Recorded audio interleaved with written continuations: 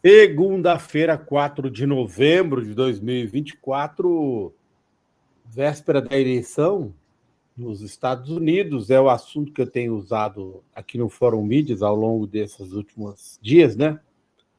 Eu vou continuar nele. Eu acho muito significativo que a cidade onde estão lá os nossos correspondentes da Fórum nesta eleição, o Fernando Cavalcante e o Mike Elk, que é Pittsburgh, na Pensilvânia, é a cidade que vai receber os comícios finais do Donald Trump e da Kamala Harris. Praticamente ao mesmo tempo, os dois estarão em Pittsburgh, hoje à noite. Mais uma indicação de que a votação será decidida lá, né? Quem ganhar na Pensilvânia provavelmente vai se eleger. E aí ontem eles fizeram uma entrevista com um senador lá, né, nos Estados Unidos. Os estados eles têm tanto uma Assembleia Legislativa, vamos dizer, o estado, né? Tem uma Câmara e um Senado estadual. E ontem os nossos colegas conversaram com um ex-senador estadual que é uma figura importante, Alan Kukovich, lá na política local da Pensilvânia, de Pittsburgh especificamente. E aí, na entrevista, ele disse assim, olha, é a sensação de um político local, né? Uma pessoa que talvez esteja melhor colocada para falar sobre a Pensilvânia do que a gente. Ele disse, olha, eu acho que as pesquisas estão overcompensando este ano, porque elas cometeram erros gravíssimos e profundos contra o Donald Trump em 2016, 2020, e aí, segundo ele, a metodologia mudou. Ele acredita numa vitória da Câmara Nacional por 8 milhões de votos. 8 milhões, seria uma grande vitória. Também acredita numa vitória dela no colégio eleitoral e diz que o problema, na verdade, pode acontecer depois da eleição. Porque, de fato, como disse o Kukovich aos nossos colegas, gente, o Trump instalou muita gente ao longo dos últimos 4 anos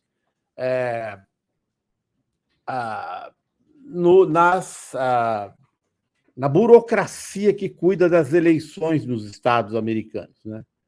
Mais cedo o Yuri estava falando que é a Associated Press. Sim, a Associated Press faz a contagem dela, mas a contagem oficial não é feita pela Associated Press, é feita por cada um dos condados, né? As pessoas fazem muita crítica à eleição americana, mas eu defendo, de certa maneira, o modelo americano, porque o modelo de eleição americano é um modelo da Federação Americana, onde o poder é totalmente desconcentrado. Então, a votação é organizada condado a condado. Cada condado tem a sua própria burocracia e os seus próprios métodos. Isso pode parecer uma loucura, sim, mas faz sentido para uma federação, que é a Federação dos Estados Unidos, completamente como a Alemanha foi há pouco tempo, né? Você tem muito poder local na Alemanha, em Frankfurt, o poder da Bavária, o poder dos estados alemães é muito forte. Assim são os Estados Unidos. O poder local é muito importante. E para o modelo de economia dos Estados Unidos, funcionou. Por quê? Porque preservou as elites locais. Este modelo de votação, é loucura, esse colégio eleitoral maluco, preserva o poder dos estados menos importantes. Preserva o poder da Pensilvânia, do Arizona. Então, só assim, se você tem que, para entender o que acontece nos Estados Unidos, você tem que entender a história do país, né? É muito fácil uma pessoa sentada no Brasil, mas no Brasil tudo acaba rápido. Óbvio, no Brasil o poder é totalmente concentrado em Brasília, entre a Câmara, o Congresso e a Presidência da República. Diferentemente do que acontece lá, onde para trocar um poste na esquina, você tem que consultar 200 mil pessoas, onde a eleição, você elege procurador-geral, você elege xerife, então é muito mais desconcentrada o poder nos Estados Unidos ele é muito mais desconcentrado. Portanto, não estou dizendo que não seria legal, óbvio, que eles tivessem, para nós seria ótimo que eles tivessem votação nacionalizada e com urna eletrônica, saberia o resultado à noite. Né? Para o nosso ponto de vista. Mas do ponto de vista dos americanos, não, porque a federação não é brasileira, é americana. E eles se organizaram dessa forma. Enfim, o nosso entrevistado, o Kukovic, ele prevê, né, o fato de que o Donald Trump colocou muitas pessoas na burocracia da apuração, ele pode ficar segurando essa apuração ao longo das próximas semanas. Ele pode começar a criar problema na apuração na Geórgia, que é um estado que é controlado pelos republicanos, né? Ele indicou pessoas para a burocracia, e em vários outros estados. Ele pode criar problemas na justiça, e aí, se ele conseguir adiar o resultado, a certificação do resultado, em estados-chave, e nenhum dos dois tiver uma vantagem grande no colégio eleitoral certificada, isso pode ser feito até o dia 11 de novembro, aí a eleição seria empurrada para a Câmara dos Representantes, que será renovada amanhã totalmente. Como funcionaria? Cada delegação de cada estado votaria, teria o direito a um voto. Hoje, os republicanos têm 26-24 nas delegações estaduais. Agora, ele está dando uma opinião, o que é possível, mas os pesquisadores mais importantes dos Estados Unidos estão dizendo que o fato de que as pesquisas estão muito empatadas não significa que a eleição será, porque elas estão... Qualquer desvio, qualquer erro das pesquisas, vocês viram como elas erraram no Brasil, como elas já erraram lá, qualquer erro pode resultar numa vitória esmagadora. Então, também não é certo que amanhã à noite, quando as urnas forem abertas, a gente vai ter aquela... tudo parado, empatado. Não. Você pode ter uma vitória esmagadora de um lado ou de outro no colégio eleitoral. Esta é a verdade.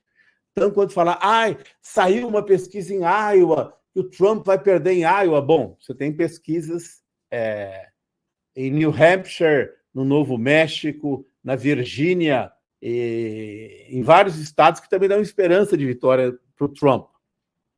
Então, eu diria que não dá para dizer hoje, com segurança, o que vai sair das urnas a partir de amanhã à tarde.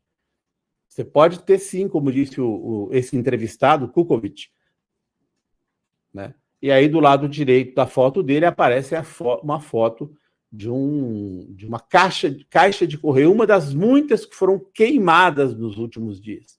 Quem é que toca fogo em caixa de correio? Republicano em geral, porque quem vota majoritariamente pelo correio são os democratas. Né?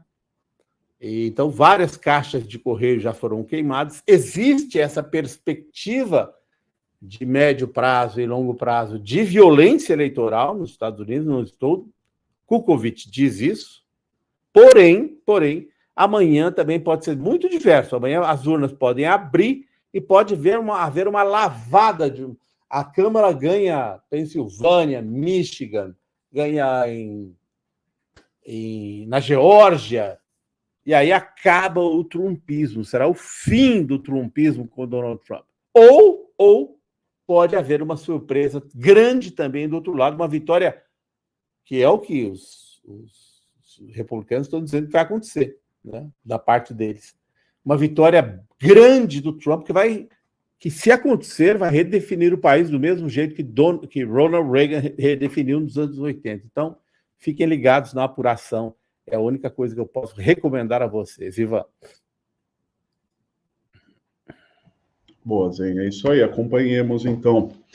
Hoje eu trouxe aqui esta matéria do portal G1, só para exemplificar como toda a mídia comercial, esses veículos tradicionais, trataram este fato aqui, que eu acredito que a maioria de vocês deve ter acompanhado. O fato do governador de Goiás, Ronaldo Caiado, ter afirmado durante reunião no Palácio do Planalto com o presidente Lula que não há problema de segurança em Goiás, que Goiás vive uma situação de plena segurança, que não há índices de criminalidade sequer no estado.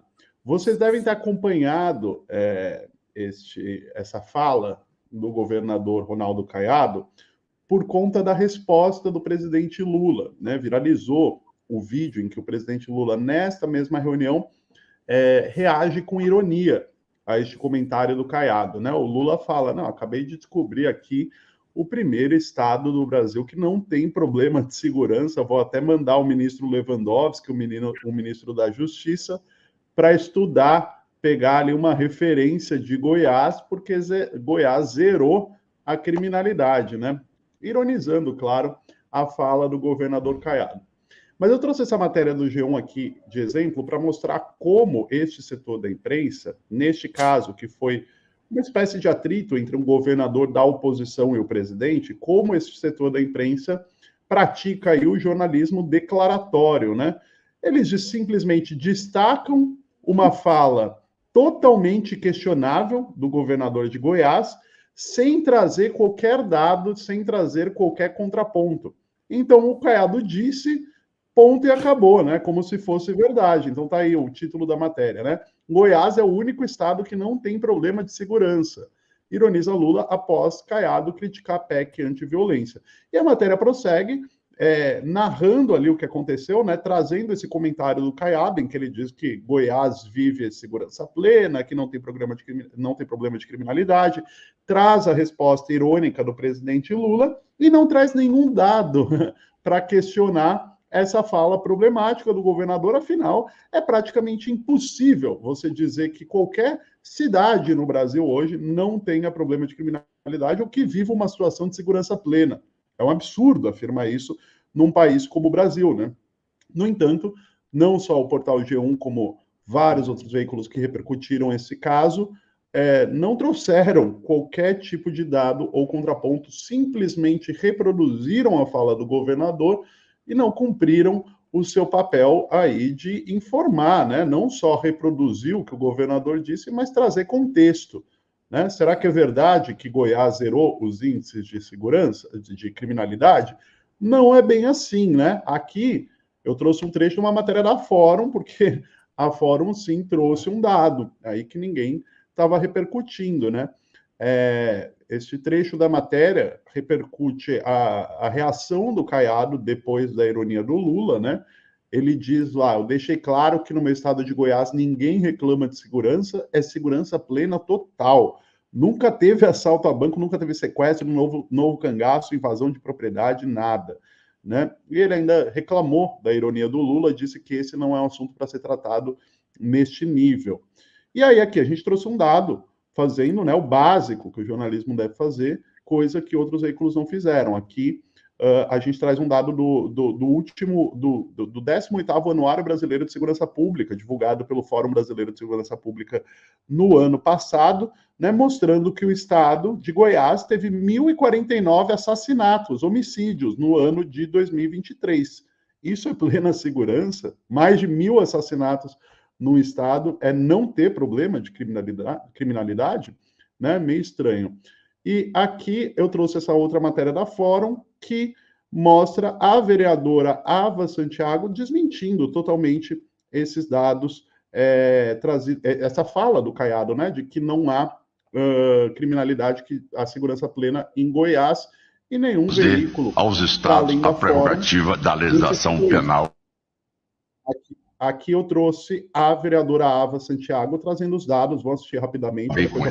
Governador Ronaldo Caiado, o senhor perdeu uma excelente oportunidade de ficar calado, porque como é que o senhor quer que Goiás vire um modelo para o Brasil de crime zero, se só em 2023 nós tivemos quase 20 mil casos de feminicídio e violência doméstica registrados aqui no estado que o senhor governa? Como é que o senhor quer usar uma reunião do Lula com governadores e ministros para ser palanque do seu delírio presidencial presidencial, a gente está diante de um caso escabroso de eliminação e execução de testemunhas de um crime, que é o caso Fábio Escobar, de Anápolis, que foi assassinado, e a sétima testemunha, foi assassinada agora em outubro. Curiosamente, ele ia depor em novembro. Como é que o senhor quer transformar a segurança pública de Goiás em palanque para o seu delírio presidencial, se o senhor há 6 anos não faz a correção do salário dos policiais militares? Ora, governador, segurança pública não é bravata. A vida dos goianos, a segurança dos goianos, a vida dos policiais que trabalham com o senhor, a vida dessas testemunhas que se sentem tantas vezes acuadas por ver que, no caso do Fábio Escobar, está acontecendo uma execução em série antes delas chegarem a falar com a justiça. Tudo isso, governador, não pode ser exportado. Tudo isso não pode ser nacionalizado. Então, antes do senhor querer usar os números maquiados, os números forjados e os números ocultados da segurança pública de Goiás como modelo para o Brasil, resolva sua própria casa.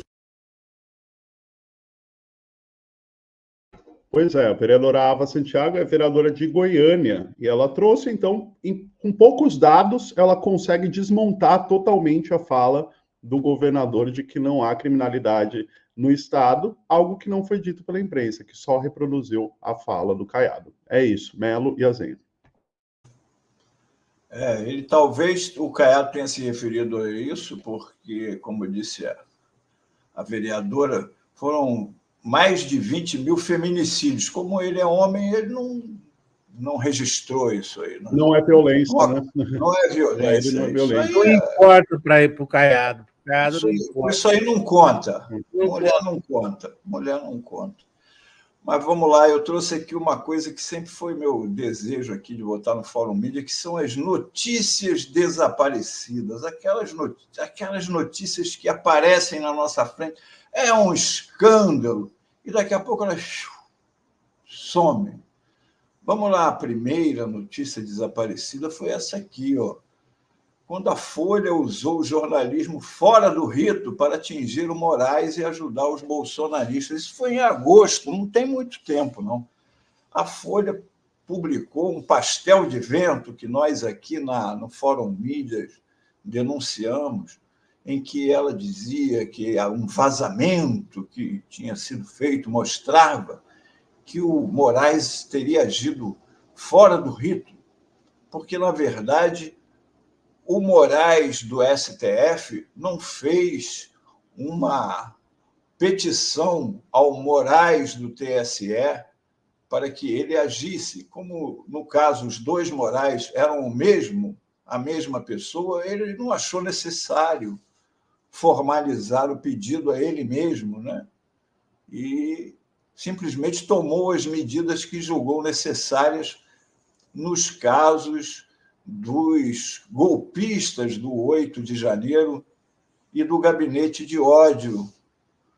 Então, isso aqui foi a matéria. Vamos lá para o segundo slide.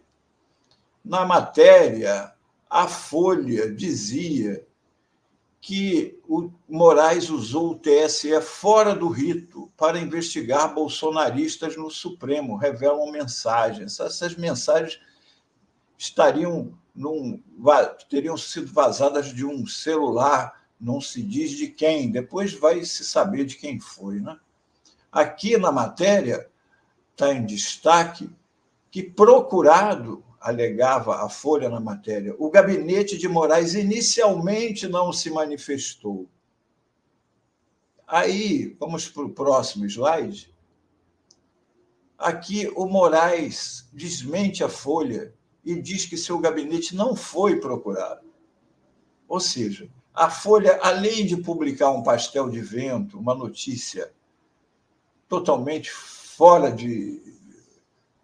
da realidade, por que o Moraes tinha que falar com o Moraes burocraticamente, uma coisa sem pé nem cabeça. Ela mentiu quando disse que procurou o gabinete do ministro, porque o ministro disse que não foi procurado pela reportagem.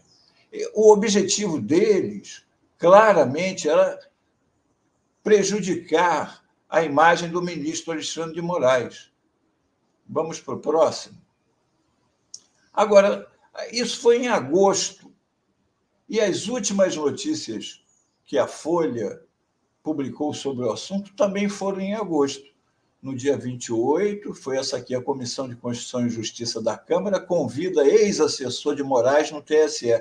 Esse ex-assessor é o Eduardo Talhaferro, que era um perito que trabalhava, e ele foi preso por agressão à esposa, e na delegacia apreenderam o celular dele e tudo indica que foi do celular dele que foram vazadas as mensagens, né, com as investigações, com os bastidores dos pedidos do ministro aos que o auxiliavam no trabalho. A Folha publicou esta no dia 28, e no dia 29 de agosto, na coluna Painel, a senadora quer ouvir o ex-assessor do TSE, que era a Damares Alves. De lá para cá, a Folha esqueceu o assunto. O pastel de vento se transformou apenas em vento e sumiu do noticiário. Fez o estrago que eles acharam necessário, não teve a repercussão que eles esperavam, porque foi rapidamente mostrado que aquilo era um pastel de vento, e também até hoje a história não está bem contada, porque o vazamento pode ter sido do próprio Eduardo Talhaferro ou da Polícia de São Paulo, porque, não sei se vocês lembram, na ocasião, na noite mesmo da prisão, a deputada Carla Zambelli publicou de madrugada uma foto do Eduardo Talhaferro dentro do camburão. Como é que aquilo vazou para ela? Não é? Ela mesmo convocou as pessoas a irem lá para a delegacia para que o assunto não morresse. Como que ela soube que ele foi preso e que aquilo dali tinha a ver com o Alexandre de Moraes? Não é? Muito suspeito isso tudo. Vamos para o próximo. Aqui, é uma notícia mais recente do dia, sumiu ali na coisa, mas foi agora em outubro, da Carta Capital, que o Moraes prorrogou o inquérito sobre o vazamento de dados do ex-assessor e manda ouvir a delegada. Entre os alvos das novas diligências estão a delegada Jaqueline Menon, que devolveu o aparelho ao ex-assessor em uma delegacia de Franco da Rocha, e outros policiais envolvidos no processo de apreensão. Segundo a delegada Luciana Rafael Santini, responsável pela prisão do ex-assessor, não teria sido necessário apreender o celular de Talhaferro. Ela, contudo, solicitou que o aparelho fosse transferido à delegacia de Franco da Rocha, depois de receber um telefonema de outro delegado da Polícia Civil, José Luiz Antônio, pedindo que o aparelho fosse levado para lá.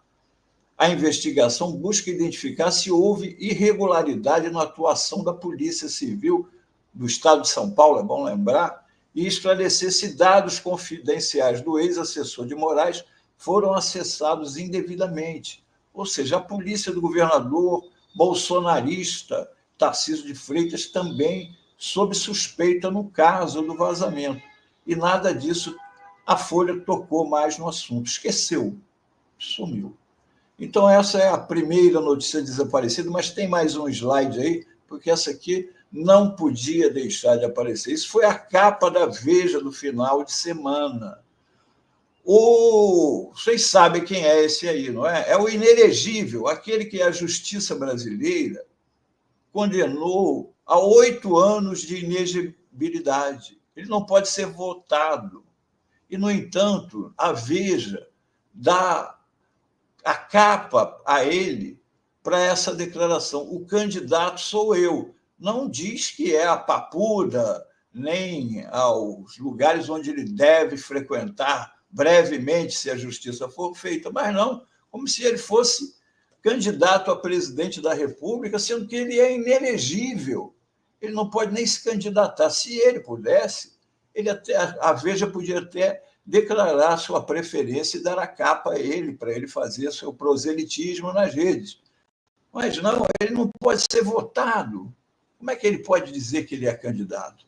Em entrevista à Veja, Jair Bolsonaro minimiza as derrotas de seus aliados, celebra a vitória da direita na maior parte do país, avisa que vai disputar a eleição de 2026 e que a investigação pela trama golpista é apenas perseguição política. Isso eles botam na primeira, botam na capa. Na capa. É o jornalismo declaratório puro, na veia, sem nenhum contexto, na capa. É assim, na impunidade, que esse indivíduo vai crescendo, como acontece com o Trump nos Estados Unidos. Todo mundo já sabe que se ele for eleito vai ser uma desgraça, e se ele não for eleito vai ser outra. Porque o que ele aprontou 4 anos atrás vai vir em dobro agora, porque ele está impune. Ele não foi punido por incitar os seus apoiadores a invadirem o Capitólio. Ele não foi punido até hoje. E aqui no Brasil nós estamos vivendo a mesma coisa. É à espera desse problema que os Estados Unidos vão ter agora, que nós vamos aguardar até 2026 para punir Jair Bolsonaro, além da inegibilidade que ele já está. Porque é isso que está acontecendo, a mídia naturaliza isso. Como é que você dá capa a um inelegível dizendo que ele é candidato? Ele não pode ser candidato. É isso.